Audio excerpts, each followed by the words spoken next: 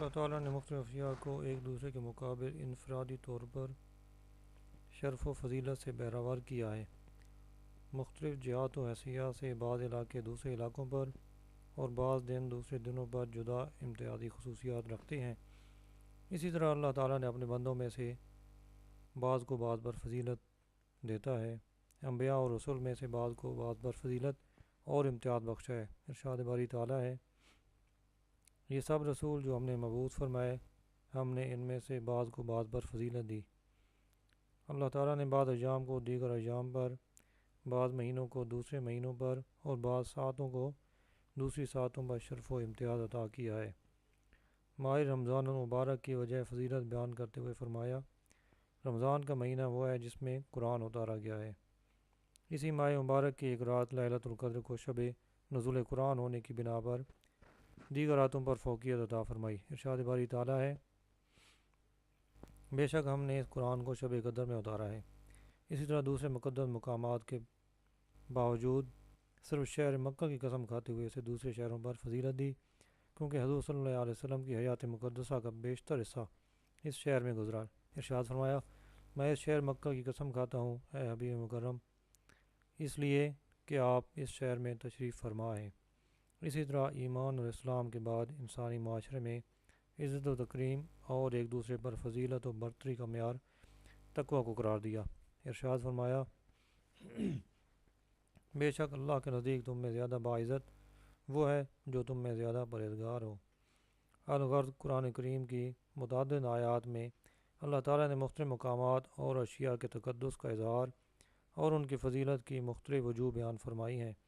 جس طرح لیلۃ القدر 1000 راتوں سے افضل ہے اور رمضان المبارک دیگر مہینوں پر فضیلت رکھتا ہے، اسی طرح ماہ ربیع الاول کے امتیاز اور شان علو کی وجہ صاحب قرآن کی تشریف آوری ہے۔ یہ وہ ماہ سعید ہے جس میں اللہ تعالیٰ نے مومنین پر احسان فرمایا اور اپنے پیارے حبیب صلی اللہ علیہ وسلم کو دنیا میں بھیجا۔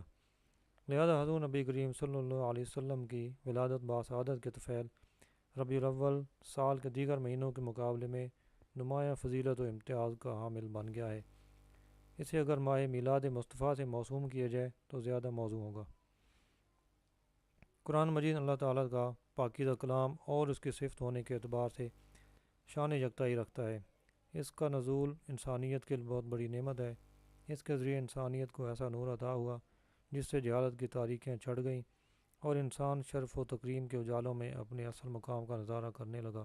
قرآن ہمیں برگزیدہ اور مکرم ہستی کے ذریعے عطا ہوا اللہ کی اس کتاب نور کو ایک نور لے کر آیا۔ ارشاد فرمایا، قد جاءکم من اللہ نور و کتاب مبین، بے شک تمہارے پاس اللہ کی طرف سے ایک نور آ گیا ہے اور ایک روشن کتاب یعنی قرآن مجید۔ جب قرآنی علم کے ذریعے انسان کو اللہ تعالیٰ نے لامتناہی عظمتیں عطا کی ہیں تو اس ہستی کی عظمتوں کا عالم کیا ہوگا جس پر اس کتاب زندہ کا نزول ہوا اور جس کی تجلیات و تعلیمات سے عالم انسانیت کو یہ عظیم ذخیرہ علم و حکمت اور مصدر ہدایت عطا کیا گیا، جس کا قلب اطہر وحی الہی کا محبت بنا اور حسن صورت و سیرت قرآن ناطق قرار پایا۔ آپ صلی اللہ علیہ وسلم کے علو مقام کا ادراک کون کر سکتا ہے؟ حقیقت تو یہ ہے کہ قرآن مجید حضور صلی اللہ علیہ وسلم کے اسوہ کامل اور آپ کے فضائل و خصائل کے ذکر جمیل کا ہی مجموعہ ہے۔ یہ ایک ایسا آئینہ ہے جس میں جھانک کر انسان اپنے بگڑے ہوئے خد و خال کو سنوار سکتا ہے۔ لہذا قرآن حکیم جیسی عظیم نعمت پر ہدیت شکر بجا لانا قرآن پر ایمان اور اس سے محبت کے عام ترین تقاضوں میں سے ہے۔ لیکن نعمت قرآن پر شکر بجا لانا اس وقت تک ممکن ہے نہ وہ اللہ تعالیٰ کی بارگاہ میں شرف قبولیت حاصل کر سکتا ہے جب تک اس ذات اقدس کی ولادت باسعادت پر اللہ کا شکر ادا نہ کیا جائے، جن کی وساطت سے اللہ تعالیٰ نے انسانیت کو قرآن جیسی نعمت سے فیض یاب فرمایا۔ اس لیے جب ہم نزول قرآن کی رات جشن نزول قرآن کے طور پر بڑے اہتمام سے مناتے اور اس میں قرآن حکیم کے فضائل و تعلیمات کا ذکر کرتے ہیں تو جس ہستی کی بدولت یہ عظیم نعمت ہمیں میسر آئی اس کی ولادت باسعادت کی رات بدرجہ اولیٰ زیادہ اہتمام کے ساتھ منائی جائے گی۔ حضور نبی کریم صلی اللہ علیہ وسلم کے اسوہ حسنہ، خلق عظیم اور اوصاف جمیل کا ذکر کرنے والی کتاب قرآن مجید کے نزول کے سبب ماہ رمضان المبارک کی صرف ایک رات کو 1000 مہینوں سے بھی افضل قرار دیا گیا۔ جس مبارک رات میں کلام الہی لوح محفوظ سے آسمان دنیا پر اتارا گیا، اللہ تعالیٰ نے اس رات کو قیامت تک انسانوں کے لیے لیلۃ القدر کی صورت میں بلندی درجات کا وسیلہ اور تمام راتوں کی پیشانی کا جھومر بنا دیا۔ تو جس رات صاحب قرآن یعنی مقصود کائنات صلی اللہ علیہ وسلم کا ظہور ہوا اور بزم عالم کے اس تاجدار نے زمین و مکان کو ابدی رحمتوں اور لازوال سعادتوں سے منور فرمایا، اللہ تعالیٰ کی بارگاہ میں اس رات کی قدر و منزلت کیا ہوگی، اس کا اندازہ انسانی شعور کے لیے ناممکن ہے۔ لیلۃ القدر کی فضیلت اس لیے ہے کہ وہ نزول قرآن اور نزول ملائکہ کی رات ہے، جبکہ نزول قرآن سیدنا محمد مصطفیٰ صلی اللہ علیہ وسلم کے قلب اطہر پر نازل ہوا۔ اگر حضور صلی اللہ علیہ وسلم نہ ہوتے تو قرآن نازل نہ ہوتا، نہ شب قدر ہوتی اور نہ یہ کائنات تخلیق کی جاتی۔ در حقیقت یہ ساری فضیلتیں میلاد مصطفیٰ صلی اللہ علیہ وسلم کا صدقہ ہیں۔ بس اگر کہا جائے کہ شب میلاد رسول شب قدر سے بھی افضل ہے تو اس میں کوئی مبالغہ نہ ہوگا۔ باری تعالیٰ نے لیلۃ القدر کو 1000 مہینوں سے افضل قرار دے کر اس کی فضیلت کی حد مقرر فرما دی، جبکہ شب میلاد رسول کی فضیلت حد ادراک سے ماوراء ہے۔ یہ امر بھی ذہن نشین رہے کہ اگرچہ شب میلاد کی فضیلت زیادہ ہے، تاہم شب قدر میں کثرت کے ساتھ عبادات بجا لانی چاہیے، کیونکہ اس رات بجا لائی جانے والی عبادات پر زیادہ اجر و ثواب کی نوید ہے، اور یہ قرآن و حدیث سے ثابت ہے۔ ائمہ محدثین نے راتوں کی فضیلت کو موضوع بحث بنایا ہے، مثلاً شب نصف شعبان، شب قدر، شب یوم الفطر، شب یوم العرفہ وغیرہ۔ ان میں شب میلاد النبی کا ذکر بھی آیا ہے۔ بہت سے ائمہ محدثین اور اہل علم و محبت نے شب میلاد کو شب قدر سے افضل قرار دیا۔ امام قسطلانی، شیخ عبدالحق محدث دہلوی، امام زرقانی اور امام نبھانی نے بڑی صراحت کے ساتھ بیان کیا ہے کہ سب راتیں فضیلت والی ہیں مگر شب میلاد رسول سب سے افضل ہے۔ امام قسطلانی اس حوالے سے لکھتے ہیں: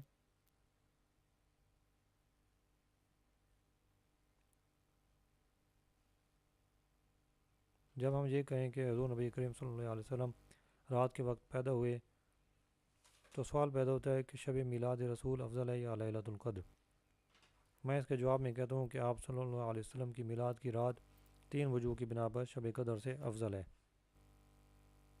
آپ صلی اللہ علیہ وسلم کا ظہور شب میلاد میں ہوا، جبکہ لیلۃ القدر آپ کو عطا کی گئی، لہذا وہ رات جس کو آپ صلی اللہ علیہ وسلم کے ظہور کا شرف ملا اس رات سے زیادہ شرف والی ہوگی، جسے اس رات میں تشریف لانے والی ہستی کے سبب سے شرف ملا، اور اس میں کوئی نزاع نہیں، لہذا اس اعتبار سے شب میلاد شب قدر سے افضل ہوئی۔ نمبر 2، اگر لیلۃ القدر کی عظمت اس بنا پر ہے کہ اس میں فرشتوں کا نزول ہوتا ہے تو شب ولادت کو یہ شرف حاصل ہے کہ اس میں اللہ تعالیٰ کے محبوب کائنات میں جلوہ فرما ہوئے۔ جمہور اہل سنت کے قول کے مطابق شب میلاد کو جس ہستی نے شرف بخشا وہ شب قدر کو شرف بخشنے والی ہستیوں یعنی فرشتوں سے کہیں زیادہ بلند اور عظمت والی ہے، لہذا شب ولادت ہی افضل ہے۔ نمبر 3، شب قدر کے باعث امت محمدیہ صلی اللہ علیہ وسلم کو فضیلت بخشی گئی اور شب میلاد کے ذریعے جمیع موجودات کو فضیلت سے نوازا گیا۔ بعد حضور صلی اللہ علیہ وسلم ہی ہیں جنہیں اللہ تعالیٰ نے رحمت للعالمین بنا کر بھیجا، اور اس طرح نعمت رحمت جمیع کائنات کے لیے عام کر دی گئی، لہذا شب ولادت نفع رسانی میں کہیں زیادہ ہے، اور اس اعتبار سے بھی یہ لیلۃ القدر سے افضل ٹھہری۔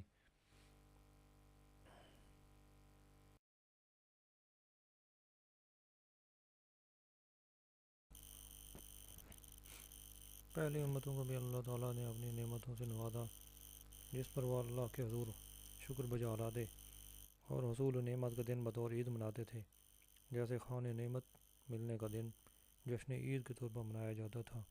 اس مثال سے مقصود یہ باور کرانا ہے کہ سابقہ امتیں اپنی روایات کے مطابق مخصوص دن مناتی چلی آ رہی ہیں، اور قرآن نے ان کی اس عمل کا ذکر بھی کیا ہے۔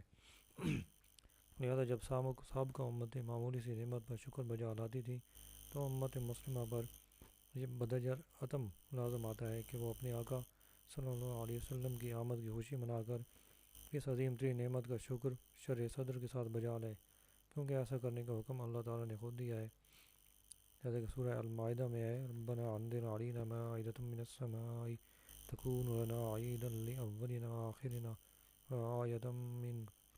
اے اللہ، اے ہمارے رب، ہم پر آسمان سے خوان نعمت نازل فرما دے کہ اس کے اترنے کا دن ہمارے لیے عید ہو جائے، ہمارے اگلوں کے لیے بھی اور ہمارے پچھلوں کے لیے بھی، اور وہ خوان تیری طرف سے نشانی ہو۔ پھر ارشاد فرمایا وَاذْكُرُوا نِعْمَتَ اللَّهِ عَلَيْكُمْ إِذْ كُنْتُمْ أَعْدَاءً فَأَلَّفَ بَيْنَ قُلُوبِكُمْ فَأَصْبَحْتُمْ بِنِعْمَتِهِ إِخْوَانًا۔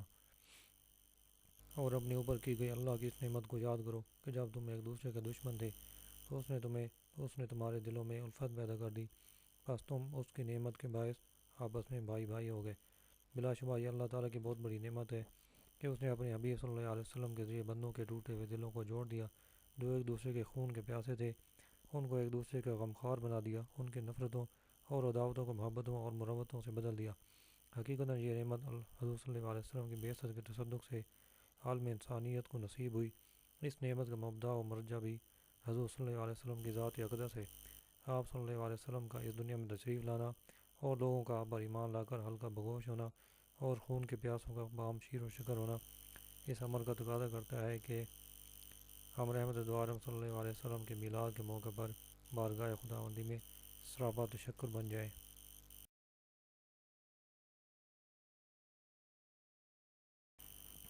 اللہ تعالیٰ کی نعمتوں کو یاد کر کے ان پر شکر بجا لانا صرف امت محمدی ہی پر واجب نہیں بلکہ سابقہ امتوں کو بھی یہی حکم تھا۔ بنی اسرائیل سے فرمایا گیا یا بنی اسرائیل اذکروا نعمتی التی انعمت علیکم وانی فضلتکم علی العالمین، یعنی اے اولاد یعقوب میرے وہ انعام یاد کرو جو میں نے تم پر کیے، اور یہ کہ میں نے تمہیں اس زمانے میں سب لوگوں پر فضیلت دی۔ اسی طرح دیگر آیات میں اللہ تعالیٰ نے بنی اسرائیل پر اپنے احسانات گنوائے ہیں۔ ایک مقام پر فرمایا وَإِذْ نَجَّيْنَاكُم مِّنْ آلِ فِرْعَوْنَ يَسُومُونَكُمْ سُوءَ الْعَذَابِ، اور اے آل یعقوب اپنی قومی تاریخ کا وہ واقعہ یاد کرو جب ہم نے تمہیں فرعون کے لوگوں سے رہائی دی جو تمہیں انتہائی سخت عذاب دیتے تھے۔ قرآن حکیم کی یہ آیت مبارکہ سے یہ نقطہ مستنبط ہوتا ہے کہ قومی آزادی بھی ایک نعمت غیر مترقبہ ہے، اور بنی اسرائیل کو حکم دیا گیا کہ فرعون کی غلامی سے آزادی حاصل ہونے پر اللہ تعالیٰ کا شکر بجا لو۔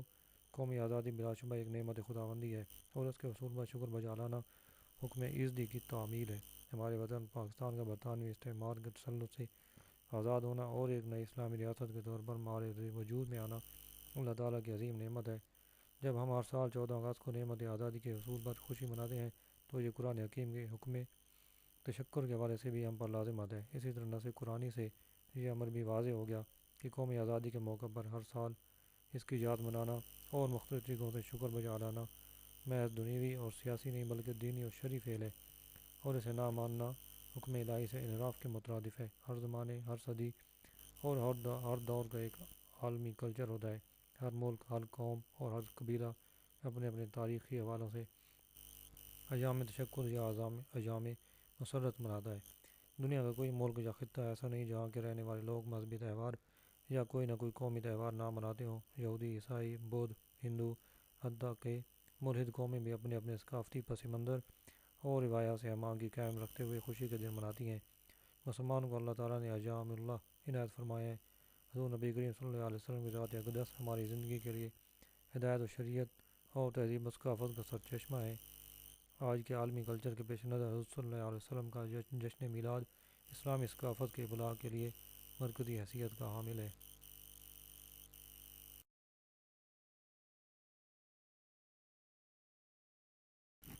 حضرت عیسیٰ علیہ السلام نے جب اللہ تعالیٰ کی بارگاہ میں اپنی امت کے لیے مائدہ کی نعمت طلب کی تو یوں عرض کیا بسم اللہ الرحمن الرحیم ربنا انزل علینا مائدۃ من السماء تکون لنا عیدا لأولنا وآخرنا وآیۃ منک۔ اے اللہ، اے ہمارے رب، ہم پر آسمان سے خوان نعمت نازل فرما دے کہ اس کے اترنے کا دن ہمارے لیے عید ہو جائے، ہمارے اگلوں کے لیے بھی اور ہمارے پچھلوں کے لیے بھی، اور وہ خوان تیری طرف سے نشانی ہو۔ قرآن مجید نے اس آیت میں نبی کی زبان سے یہ تصور دیا ہے کہ جس دن اللہ تعالیٰ کی نعمت اترے اس دن کو بطور عید منانا اس نعمت کا شکرانے کی مستحسن صورت ہے۔ اولنا اور آخرنا کے کلمات اس امر پر دلالت کر رہے ہیں کہ نزول نعمت کے بعد جو امت آئے اس کے دور اوائل میں بھی لوگ ہوں گے اور دور اواخر میں بھی۔ سو جو پہلے دور میں ہوئے انہوں نے عید منائی، اور جو رہتی دنیا تک آخر میں آئیں گے وہ بھی یہی وتیرہ اپنائے رکھیں۔ آیت میں مذکور الفاظ اولنا اور آخرنا میں کلمہ نا اس امر کی طرف اشارہ کر رہا ہے کہ نعمت کی خوشیاں وہی منائے گا جو اس نعمت کے شکر میں ہمارے ساتھ شریک ہوگا، اور جو اس خوشی میں ہمارے ساتھ شریک نہیں اس کا عید منانا کوئی معنی نہیں رکھتا۔ یہاں قرآن نے لوگوں کے دلوں کے احوال پرکھنے کے لیے بھی ایک معیار دے دیا ہے۔ وہ تو حضرت عیسیٰ علیہ السلام کی امت تھی، اور یہ آقا دو جہاں صلی اللہ علیہ وسلم کی امت ہے۔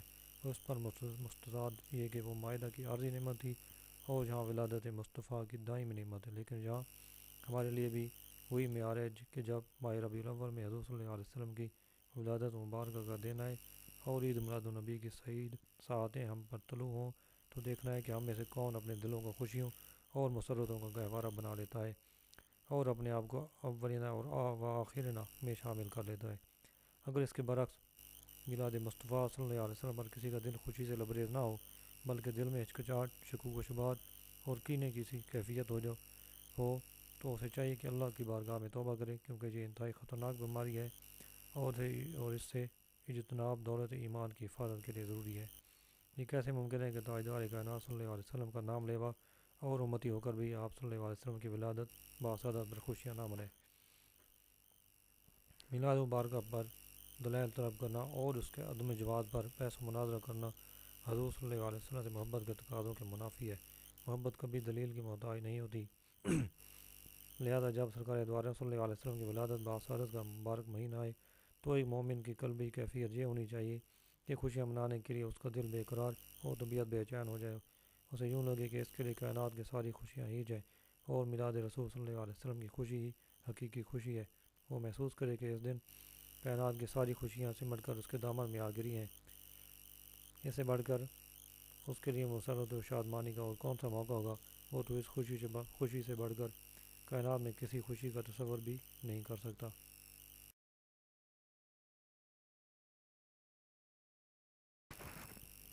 اللہ تعالیٰ کے فضل اور اس کی نعمتوں کو شکر بجا لانے کا ایک مقبول عام طریقہ خوشی و مسرت کا اعلانیہ اظہار ہے۔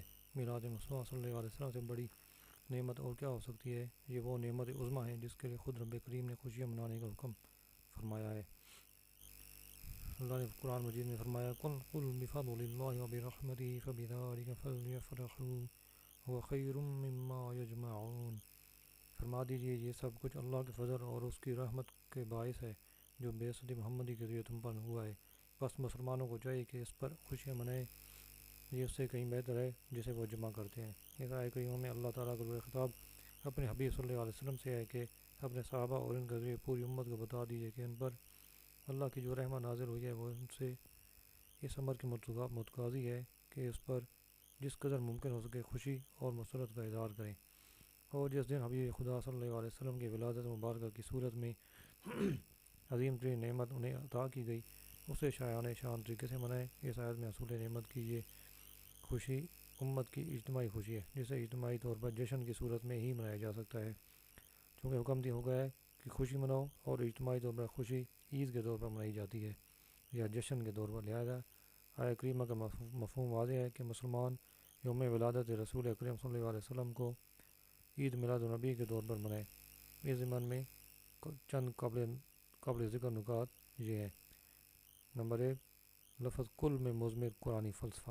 قرآن حکیم میں اللہ تعالیٰ نے کئی براہ راست لوگوں کو مخاطب کیا، جیسے یا ایھا الناس اور یا ایھا الذین آمنوا، اور کہیں بعد حقائق اور احکامات صادر کرتے ہوئے لفظ کل فرمایا، جس سے حضور صلی اللہ علیہ وسلم کی ذات کریمہ کے واسطہ جلیلہ سے اعلان کرانا مقصود تھا۔ قل امر کا صیغہ ہے جس کا معنی ہے کہہ دے۔ اصول یہ ہے کہ قرآن مجید میں جہاں بھی لفظ قل سے کسی امر کی نشاندہی کی گئی ہے وہ دین کے بنیادی اور عام ترین حقائق سے متعلق ہے۔ مثلا جب اللہ تعالیٰ نے اپنی ربوبیت اور وحدانیت کا اعلان اور توحید کا صحیح تصور واضح فرمانا چاہا تو فرمایا قل هو اللہ احد، یعنی آپ فرما دیجئے وہ اللہ ہے جو یکتا ہے۔ اسی طرح اللہ تعالیٰ نے جب مقصود بندگی یعنی محبت الہی کے حصول کا طریقہ کار بیان کرتے ہوئے اپنے حبیب مکرم صلی اللہ علیہ وسلم کی اتباع کا حکم دیا تو یہاں بھی آپ صلی اللہ علیہ وسلم نے زبان اقدس سے کہلوایا قل ان کنتم تحبون اللہ فاتبعونی یحببکم اللہ۔ اے حبیب آپ فرما دیں اگر تم اللہ سے محبت کرتے ہو تو میری پیروی کرو، تب اللہ تمہیں محبوب بنا لے گا۔ پھر کامل اظہار عبودیت و بندگی کا مرجع موت و حیات، عبادات اور ہر قسم کی قربانی کی فلسفہ بیان فرماتے ہوئے واضح کیا کہ یہ سب کچھ اللہ ہی کے لیے. فرمایا قل ان صلاتی و نسکی و محیای و مماتی للہ رب العالمین. فرما دیجیے کہ بے شک میری نماز اور میرا حج اور قربانی اور میری زندگی اور میری موت اللہ کے لیے جو تمام جہانوں کا رب ہے. قرآن حکیم کے اس طرز بیان کے فلسفہ حکمت کی توجیہات ہماری توجہ اور غور و فکر کے متقاضی ہیں. اس میں تو کوئی شک نہیں کہ قرآن کریم کلام الہی ہے جس کا ہر لفظ زبان نبوت سے ادا ہوا، لیکن اس کے باوجود توحید خداوندی، محبت الہی کے اصول کا ذریعہ اور دیگر متعدد عقائد و اعمال پر مبنی احکام کا اعلان لفظ قل کے ذریعے کروایا گیا کہ اے محبوب آپ اپنی زبان سے فرمائیں تاکہ لوگ آپ سے سن کر میرے خالق و مالک اور واحد و یکتا ہونے پر ایمان لے آئیں. میری ہستی اور الوہیت و وحدانیت کا صحیح ادراک صرف آپ کے ذریعے ہی ممکن ہے. تو پھر مناسب یہی ہے کہ میری وحدانیت کا اعلان بھی آپ ہی کریں تاکہ یہ لوگ آپ کی زبان اقدس سے سن کر میری توحید پر ایمان لائیں اور اس ایمان سے پہلے وہ آپ کی رسالت پر ایمان لائیں. بس اگر کوئی شخص حضور نبی کریم صلی اللہ علیہ وسلم کے نبوت و رسالت پر ایمان لائے بغیر اللہ کو ماننا چاہے تو وہ کچھ بھی ہو سکتا ہے لیکن مسلمان و مومن نہیں ہو سکتا. دائرۂ اسلام میں داخل ہونے کے لیے ایمان بالرسالت کے واسطہ سے ایمان باللہ ضروری ہے. ایسا دعویٰ ایمان جس میں فقط الوہیت ہی کا اقرار ہو اور نبوت و رسالت کا انکار تو یہ بذات خود کفر ہے. لفظ قل سے حکم کی اہمیت و فضیلت بڑھ جاتی ہے. کلام الہی حضور نبی کریم صلی اللہ علیہ وسلم کے ذریعے انسانیت تک پہنچائے. اس میں بعض مقامات ایسے ہیں جہاں کسی حکم کی اہمیت و فضیلت کے پیش نظر لوگوں کو اس کی طرف بطور خاص راغب اور متوجہ کرنا ضروری تھا، اس لیے لفظ قل کا استعمال کیا گیا. علاوہ ازیں قرآن کے وہ مقامات جہاں قل کہہ کر بات شروع کی گئی حضور نبی کریم صلی اللہ علیہ وسلم کی شان تواصل کی ناگزیریت پر دلالت کرتی ہیں.